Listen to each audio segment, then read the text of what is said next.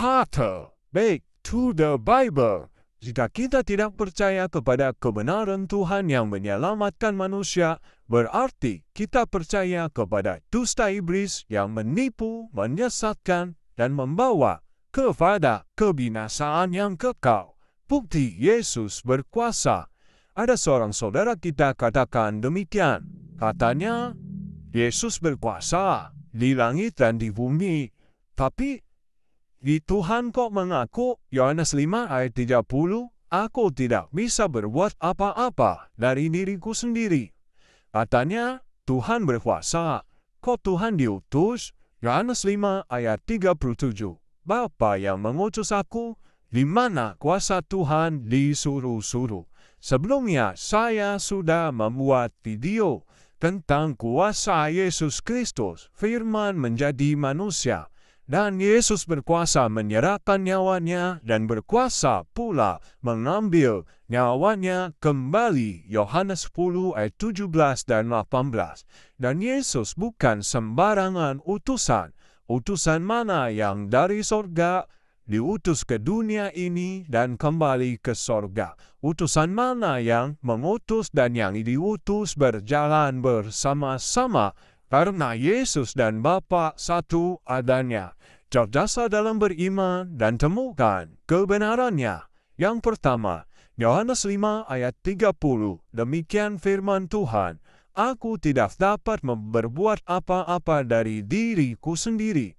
Aku menghakimi sesuai dengan apa yang aku dengar dan penghakimanku adil, sebab aku tidak menuruti kehendakku sendiri, melainkan kehendak Dia yang mengutus aku. Buat yang ketinggalan pelajaran yang seringkali mengatakan Yesus tidak dapat berbuat apa-apa. Ini yang Tuhan katakan, yang Tuhan nyatakan. Yesus tidak dapat berbuat apa-apa karena Dia sebagai hakim, bukan pembela. Ya, Tuhan katakan hakim bukanlah pembela yang bisa membela terdakwa. Yang kedua, Yohanes 5 ayat 8 dan 9 ayat di atas ayat sebelumnya, Yesus Tuhan atas hari Sabat. Sebab itu Dia berkuasa atas hari Sabat, menyembuhkan orang yang sakit.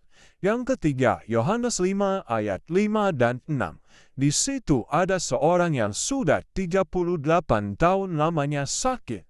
Ketika Yesus melihat orang itu berbaring di situ, dan karena Ia tahu bahwa ia telah lama dalam keadaan itu, berkatalah Ia kepadanya, maukah engkau sembuh? Utusan mana yang bisa tahu? Orang yang sakit itu sudah lama dalam keadaannya seperti itu. Ya, mereka berebut untuk turun ke kolam Bethesda. Siapa yang menceburkan diri yang pertama akan mengalami kesembuhan. Dan Tuhan tahu, usaha orang ini seringkali kalah dengan yang lainnya. Yang keempat, Yohanes 5 ayat 22 dan 27. Dan Ia telah memberikan kuasa kepadanya untuk menghakimi, karena Ia adalah anak manusia. Kepada Yesus diserahkan kuasa untuk menjadi hakim semua manusia. Siapakah yang berkuasa menjadi hakim? Itu namanya Tuhan. Putusan mana yang dapat menjadi hakim atas semua manusia? Tidak ada. Tuhan sendirilah yang menjadi hakim semua manusia. Setiap kita, setiap manusia akan berhadapan dengan takhta pengadilan Kristus untuk mempertanggungjawabkan semua perbuatan kita. 2 Korintus 5 ayat yang ke-10. Yang kelima, Yohanes 5 ayat 24. Kuasa Yesus, setiap orang yang mendengar perkataannya, ia mempunyai hidup yang kekal, tidak turut dihukum. Sebab ia sudah pindah dari dalam maut ke dalam hidup. Adakah manusia atau utusan yang mempunyai kuasa seperti Yesus dapat memberikan hidup yang kekal? Yohanes 17 ayat yang kedua juga menerangkan kebenarannya dan memindahkan orang dari maut ke dalam hidup. Hanya Yesus yang dapat melakukannya. Tidak ada orang lain, bukan? Ya.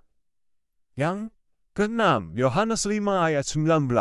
Maka Yesus menjawab mereka katanya, Aku berkata kepadamu, sesungguhnya anak tidak dapat mengerjakan sesuatu dari dirinya sendiri, jikalau tidak ia melihat Bapa mengerjakannya. Sebab apa yang dikerjakan Bapa itu juga yang dikerjakan anak. Utusan mana yang dapat melihat Bapanya bekerja dan dia mengerjakannya seperti yang Bapa kerjakan.